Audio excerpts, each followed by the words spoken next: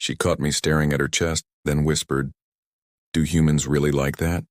Commander Jace Mercer's shuttle systems whined in protest as he approached the lonely outpost, hanging in the void between Centauri Prime and the Outer Rim colonies.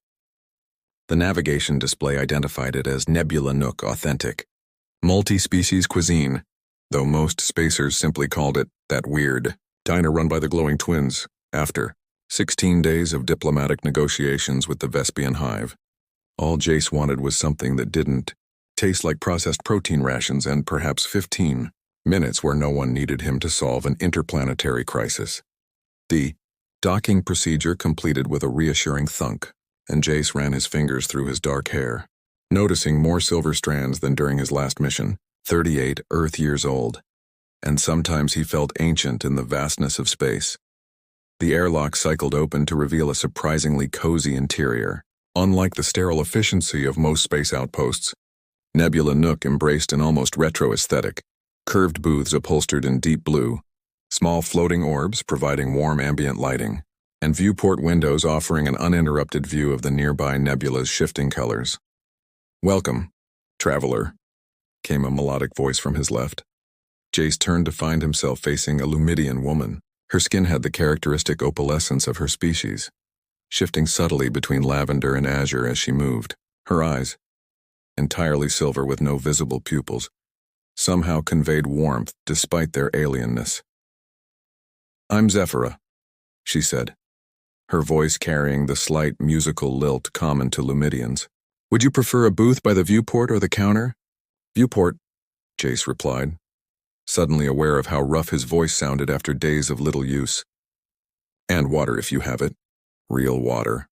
Zephyra's skin rippled with amusement, the Lumidian equivalent of a smile. "We have genuine H2O from the ice mines of Europa. A luxury, but you look like you've earned it." As she led him to a booth, Jace noticed another Lumidian behind the curved cooking station, identical to Zephyra, except for the subtle pattern of luminescent freckles across her face and a gentler demeanor in her movements. "My sister Lyra," Zephyra explained, following his gaze. "We opened Nebula Nook together after leaving our homeworld." "Unusual career choice for Lumidians," Jace observed, settling into the booth. Lumidians were known throughout the galaxy as scientists and artists, not service workers. "We're unusual Lumidians," Zephyra replied with another ripple of amusement. She placed a glass of clear water before him. "Drink first, then we'll discuss sustenance." The water tasted incredible after weeks of recycled ship supply. As Jace savored it, the second Lumidian, Lyra, approached with a small, hovering tray. "You carry weariness like a second skin," Lyra said, her voice softer than her sister's but with the same musical quality. "What brings a fleet commander so far from the established routes?" Jace raised an eyebrow. "My uniform is civilian." "How did you—" "Your posture, the way you assessed all exits upon entering, the regulation haircut growing out," Lyra answered. Her skin shifted to a warmer violet. "Also, your shuttle has military-grade modifications poorly disguised as commercial upgrades." "Observant," Jace conceded. "It's what we do," Zephyra said, returning to the table. "Now what nourishment do you seek, Commander?" "Mercer, Jace Mercer. And honestly, I'm not picky. Something that didn't come from a synthesizer would be heaven." The sisters exchanged a look that seemed to contain an entire conversation. "Would you permit us to prepare what we believe you need, rather than what you might want?" Lyra asked. Something in her tone made Jace pause. He'd heard rumors about Lumidians having empathic abilities, though most dismissed them as exaggerations. "Sure," he finally said. "Surprise me." As the sisters retreated to their cooking station, Jace gazed out at the nebula. Swirls of cosmic dust and newborn stars painted the darkness with crimson and gold. Beautiful, yet utterly indifferent to the tiny beings who marveled at it. Much like the universe itself, Jace thought. Beautiful, vast, and ultimately cold. 20 minutes later, Zephyra returned with a single dish. The aroma hit him first, something herbal and earthy with hints of spice he couldn't identify. "Earth origin ingredients with Procyon adaptations," she explained, setting the dish before him. "We call it homecoming." The meal looked simple, something like a stew with colorful vegetables and what appeared to be cultivated protein, not synthesized. Jace took a tentative bite and froze. The flavor was incredible, but more than that, It evoked a memory so vivid it stole his breath. Sunday dinners at his grandmother's house before the wars. Before he enlisted, before loss piled upon loss. "How did you—" he began, looking up to find both sisters watching him intently. "We sense what the heart hungers for," Lyra explained softly. "Our people perceive emotions through prepared nourishment. Some call it empathy cooking," Zephyra added. "We prefer soul cuisine." Jace took another bite, fighting the unexpected tightness in his throat. "It tastes like childhood. Like safety?" "Yes," Lyra said, her skin pulsing with gentle light. "Your heart is very far from home, Commander Mercer.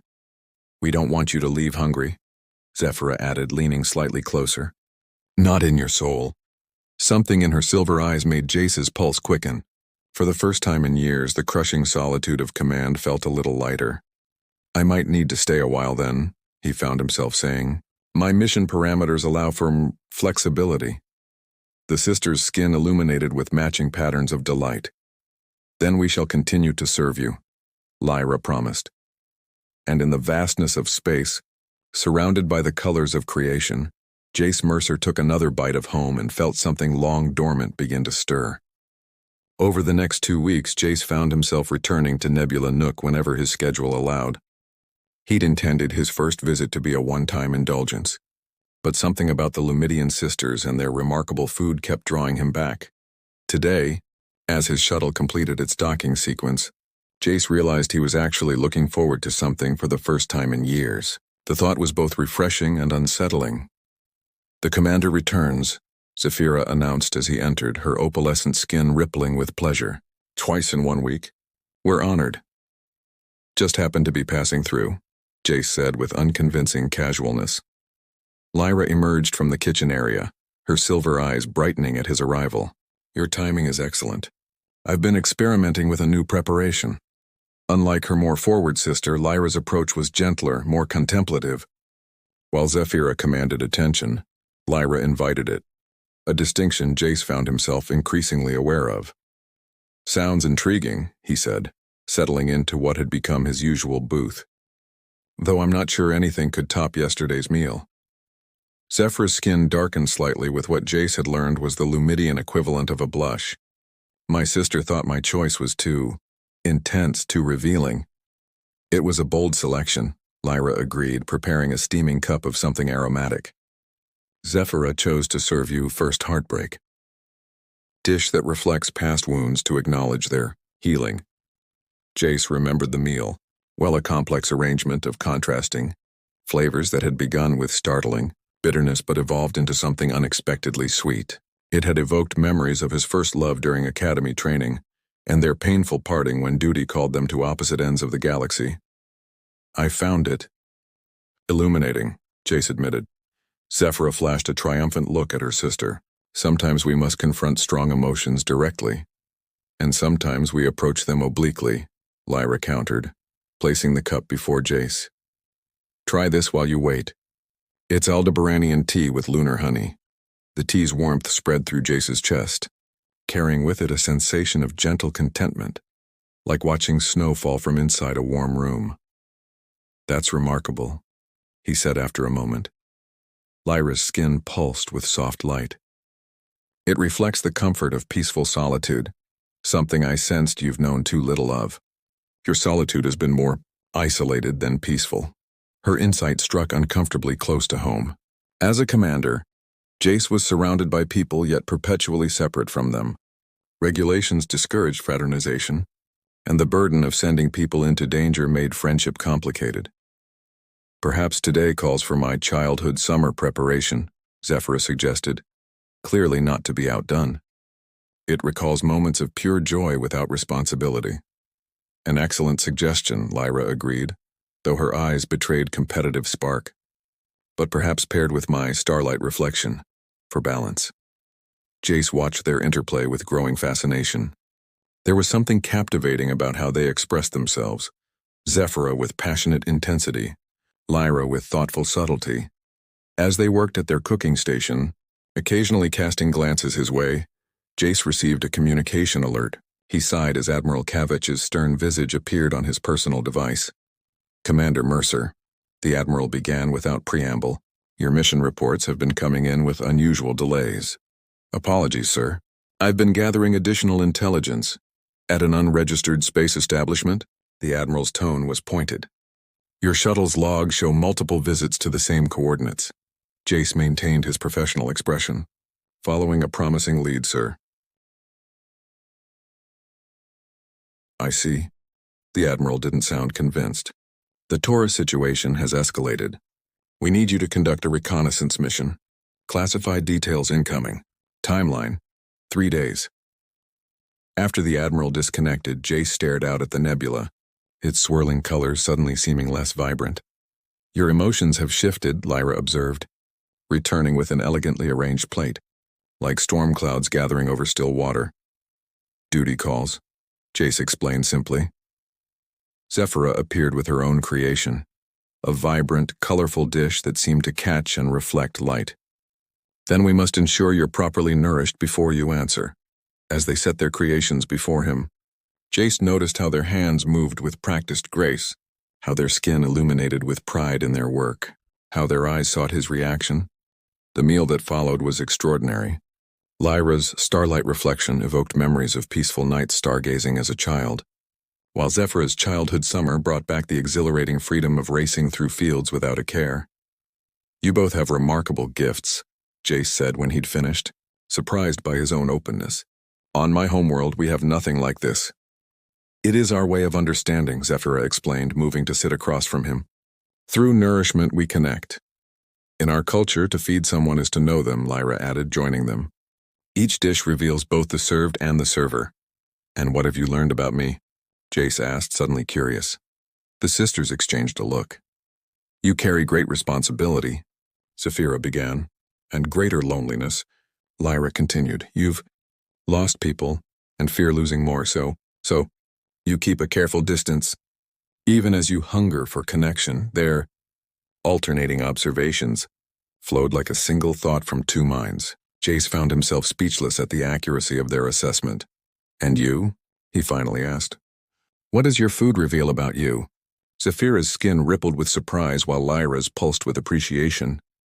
No one has ever asked us that, Zephyra admitted.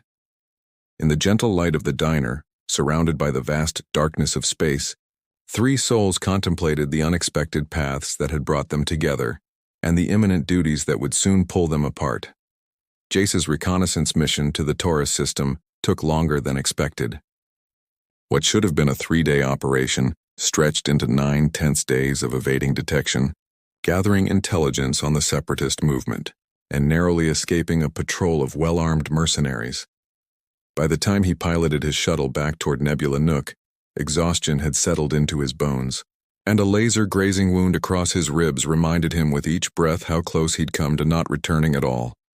The diner's familiar silhouette against the nebula's glow felt impossibly welcoming. Jace was surprised by the strength of his relief as the docking sequence engaged. Inside, the diner was uncharacteristically empty. Lyra looked up from where she was arranging small glowing flowers in a transparent sphere, her silver eyes widening at his appearance. Jace, she breathed, abandoning the conventional commander she typically used. You're injured. Minor, he dismissed, though the stiffness in his movement betrayed him. Where is everyone? Zephyra is obtaining rare ingredients from a passing trader vessel, Lyra explained, approaching him with visible concern. As for customers, the plasma storms have disrupted usual traffic patterns. She guided him to his booth with a gentle touch to his elbow. The contact, though brief, sent an unexpected warmth through him. You were gone longer than anticipated, Lyra said, her skin shifting to deeper blues. Worry, Jace had learned. You were counting the days? He asked. Her skin pulsed with soft light. Perhaps. Zephyra insisted you would return. I hoped she was right. Something in her tone made Jace study her more carefully. And if I hadn't? Then the universe would have been diminished, Lyra answered simply, her honesty disarming him. Before Jace could respond, the diner's entrance chimed. Zephyra burst in, her arms laden with containers of exotic-looking ingredients. Her skin immediately brightened upon seeing him. The commander returns, she exclaimed, hastily setting down her packages, and looking thoroughly depleted. This calls for immediate intervention. While Lyra returned to gather medical supplies for his wound, Zephyra began working with focused intensity at the cooking station. Your mission was difficult, she stated rather than asked. Aren't they all? Jace replied, wincing as he shifted position. Some more than others. Zephyra observed, her movements becoming more deliberate. This one carried fear. I can sense its remnants. Jace didn't deny it. There were moments I wasn't sure I'd make it back. Zephyra paused, her back still turned to him. And did that trouble you? The thought of not returning? Surprisingly, yes, Jace admitted. And not just because of mission objectives. When she turned, Zephyra's expression was uncharacteristically vulnerable. We felt your absence. Differently, perhaps, but equally. Lyra returned with medical supplies, her approach more hesitant than her sister's. Allow me, she requested softly. As she tended to his wound with gentle efficiency, Jace found himself studying the subtle differences between the twins. Zephyra's movements were bold, decisive, while Lyra's carried a thoughtful precision. Zephyra spoke her mind directly. Lyra conveyed as much in her silences as her words. You're staring, Lyra noted, her skin shifting to warmer hues. Observing, Jace corrected. There's a difference. And what do you observe? Zephyra called from the cooking station where aromas were beginning to fill the air. Jace considered his words carefully. Two individuals who, despite sharing identical origins, have become distinctly themselves. It's fascinating. The sisters exchanged a look that seemed to contain volumes. On our homeworld, twins are considered two expressions of a single soul, Lyra explained, applying a healing compound to his injury. Many expect us to be interchangeable, Zephyra added, her tone suggesting old frustrations. It's partly why we left. That and the ancestral expectations, Lyra added quietly. Ancestral expectations? Jace inquired. Our people have rigid traditions regarding pair bonding, Zephyra explained, arranging something intricate on a plate.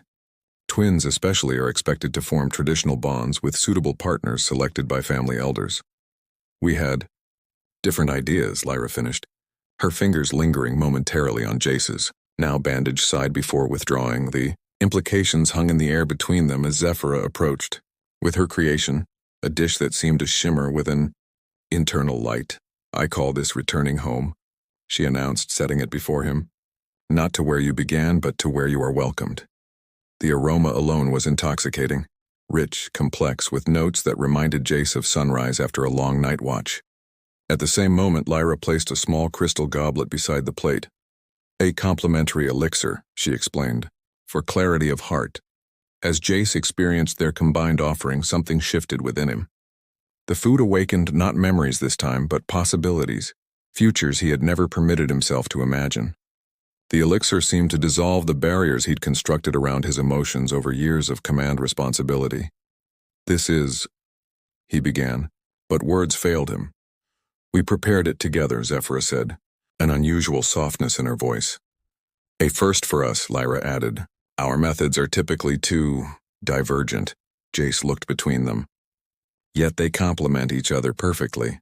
A communication alert interrupted the moment. Admiral Kavich again, his expression even more severe than before. Commander, your preliminary report is concerning. The Taurus situation has been upgraded to critical status. Return to headquarters immediately for debriefing and reassignment. After the Admiral disconnected, silence filled the diner. How long? Zephyra asked, her directness unchanged. Days if I'm lucky, Jace answered honestly. Months if I'm not. And then?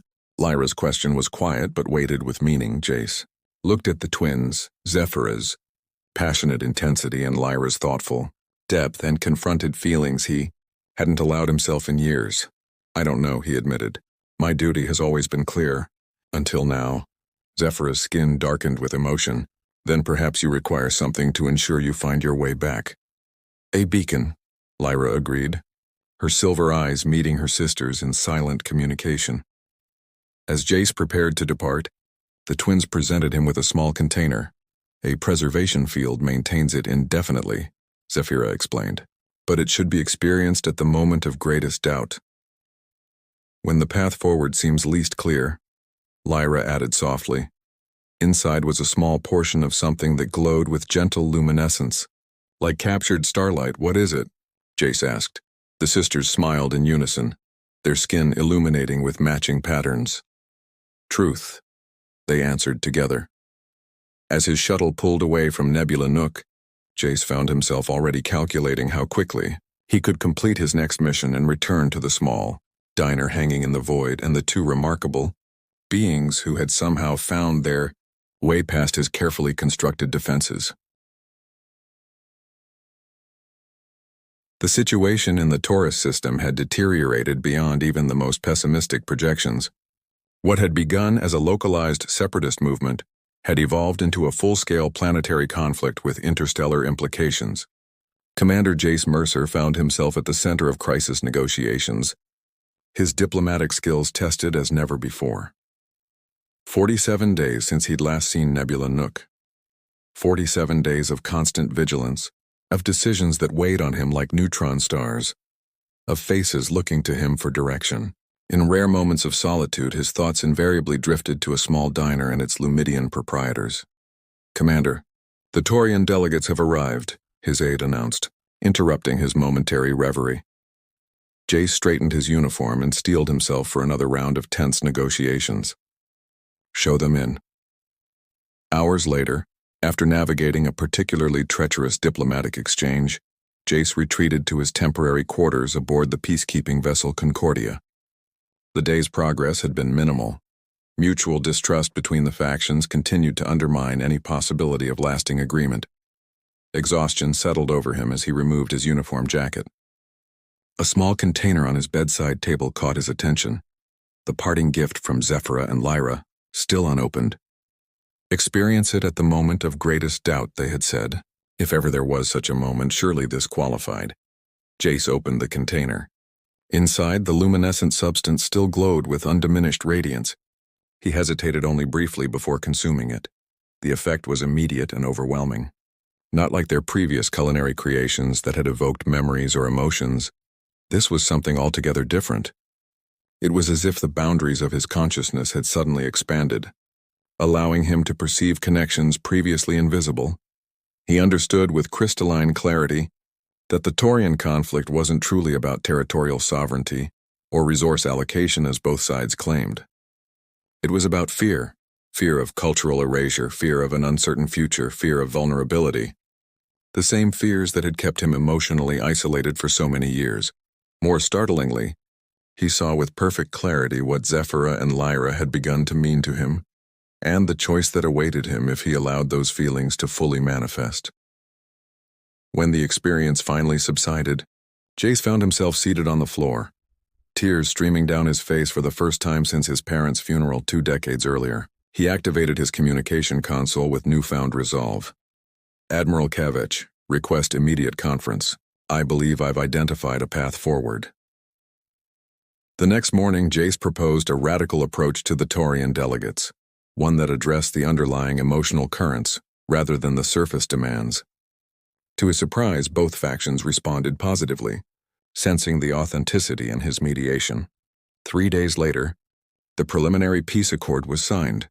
"Remarkable work, Commander," Admiral Kavich acknowledged during their private debriefing. "Your handling of the situation exceeded all expectations. Fleet Command is impressed, so impressed that they're offering you the captaincy of the Horizon, our newest exploration vessel. It was a prestigious appointment, the culmination of Jace's career ambitions.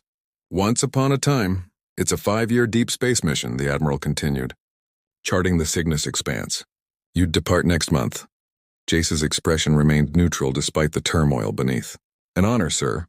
Indeed, though I confess some surprise at your hesitation." The Admiral's gaze was penetrating. "Your record indicates this is precisely the opportunity you've been working toward." "People change, Admiral," Jace said carefully. "They do," Kavich agreed, "sometimes due to extraordinary circumstances or extraordinary individuals. Like perhaps the proprietors of a certain unregistered diner." Jace stiffened. "Sir? Come now, Mercer. Intelligence is our business. Your frequent visits to this Nebula Nook establishment raised flags. The Lumidian twins operating it are of interest to several departments. They're civilians, sir. Outside military jurisdiction. Perhaps, the Admiral conceded, but their unusual abilities make them valuable potential assets. Their species' empathic talents have obvious intelligence applications." The implication was clear.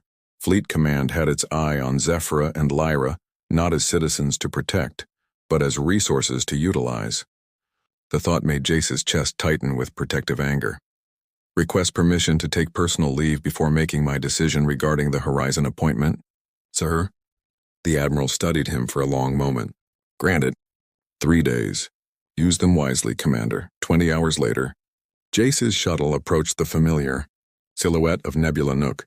His heart rate accelerated as the docking sequence engaged, anticipation and anxiety, intermingling in equal measure. The diner's interior was busy with patrons from various species.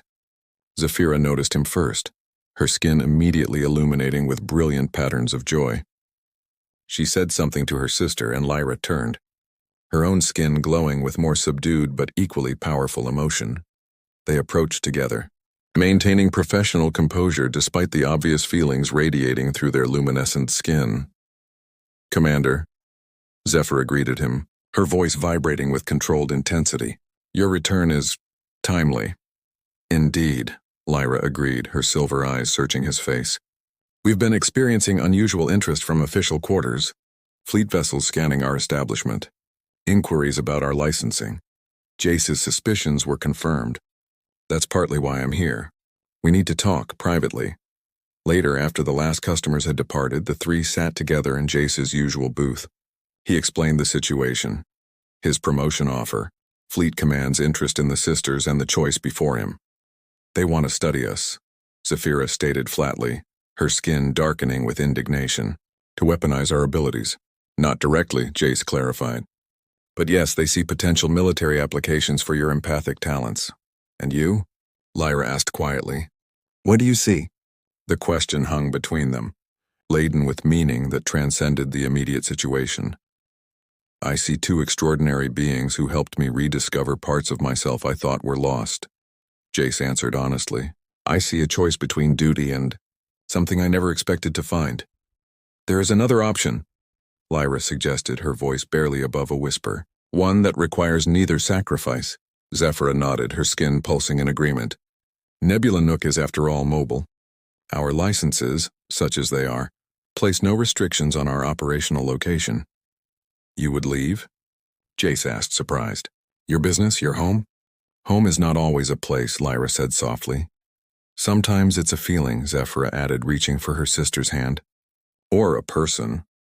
Or persons, Lyra corrected gently. As understanding dawned, Jace felt something shift inside him, the last barrier crumbling. The twins were suggesting not just a practical solution to their dilemma, but something far more profound. In our culture, Zephyra explained, her usual boldness tempered with vulnerability, bonds can form between more than two individuals, particularly when those individuals complement each other. Lyra continued. Creating balance, Jace began, but found himself at a loss for words in the face of what they were offering. We don't require an answer tonight, Lyra assured him. But we do require honesty, Zephyra added firmly, from all involved. As the conversation continued into the night, three souls contemplated a future none had anticipated, one that would require courage, creativity, and a redefinition of what each had always assumed about connection, duty, and home. 6 months later, a modified civilian transport vessel drifted at the edge of the Cassiopeia Nebula. Its exterior was unremarkable, bearing standard commercial registration markings that attracted little attention from passing ships. Inside, however, it contained one of the most unique establishments in the known galaxy, the Wandering. Star had quickly developed a reputation among discerning travelers, ADI floating haven offering not just extraordinary cuisine, but a brief respite from the isolation of space. Its proprietors, two Lumidian sisters and a former fleet commander, were known for their uncanny ability to provide exactly what each visitor needed, sometimes before they themselves knew they needed it. Jace stood at the viewport, watching the nebula's cosmic dance of creation and destruction. 6 months since he'd submitted his resignation from Fleet Command. 6 months of building a new life with Zephyra and Lyra. 6 months of challenges, adjustments, and unexpected joy. Contemplating the universe again, Zephyra's voice carried its usual teasing warmth as she joined him. Old habits, Jace admitted with a smile, though with different conclusions these days. How so? She asked, her skin rippling with genuine curiosity. I used to see the vastness as cold, indifferent. Now I see possibilities. Zephyra's skin illuminated with pleasure at his response. She moved closer, the warmth of her presence a now familiar comfort. The Andorian ambassador has arrived, she informed him. Lyra is preparing the welcoming service. Political or personal visit? Jace asked, slipping easily into his role as the establishment's security and diplomatic liaison.